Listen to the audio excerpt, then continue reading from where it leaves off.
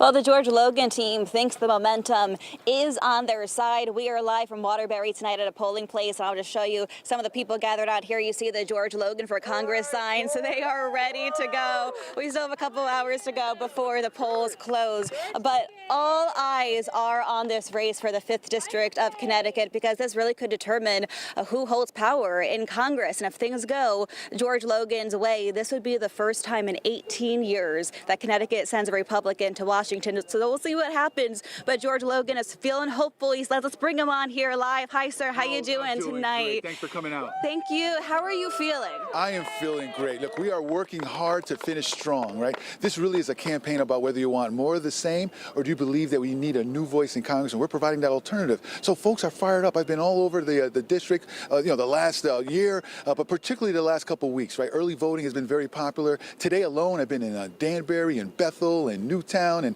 we're here now, and folks are just so excited. They're ready for a change. They're ready for a change to the status quo. Folks are hurting out there. Affordability, cost of living is going up.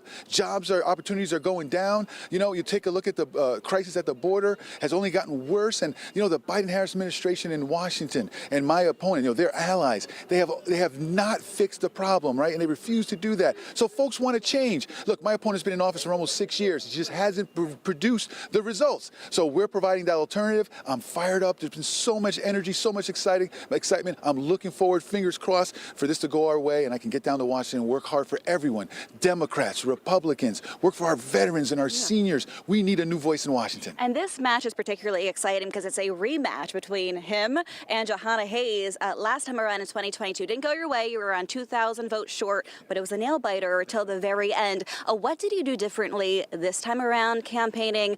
And also, do you think it helps or hurts you that this is also a presidential race? You have Trump on the ballot as well. Will that help you? Because a lot of people tend to vote down ballot with their party. Look, last election cycle, we lost by less than 1 percentage point. I was outspent 3-1 by my opponent. We raised a little over $1 million last campaign cycle. Now we've raised almost $3 million. So we've had more resources to get our message out. And look, things have only gotten worse since the last couple years. Look, the difference between the two of us is, the main difference is that as a state senator, I'm a former state senator, had a 97% bipartisan voting record. My opponent, 99% voting in line with the Biden-Harris administration, right? She has put her party repeatedly over the people in the district, and they've had enough. 6 years to try to get it right. She hasn't. It's time for a new change, and I'm excited to be that voice down there. And you take a look just here in the 5th Congressional District, look all across the nation, folks are ready for a change, and I'm just excited to be a part of it. I want to go down to Washington, be part of the solution, working in a bipartisan way, and to solve our common problems. And you said you'd be an independent representative if you were sent to Washington, right? You'd put allegiance to Connecticut first over party. Is that right? Absolutely. I am not going to Washington. I don't want to go to Washington to represent any political party or special interest group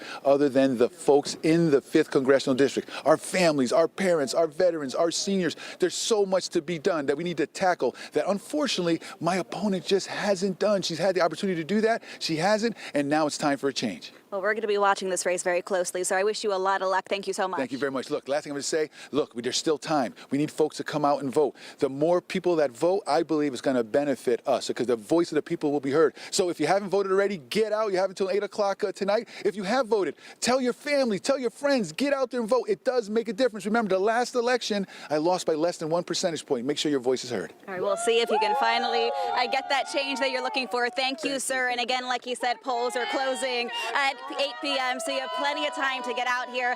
Last time this race was called 2 days after the fact, early Thursday morning. A lot of people are hoping we know who the winner is for this seat. Tonight, we will be here all night long, Brent and Sarah, bringing you the live updates. We are reporting live in Waterbury tonight. I'm Bridget Bureau, Fox 61, Connecticut's news station.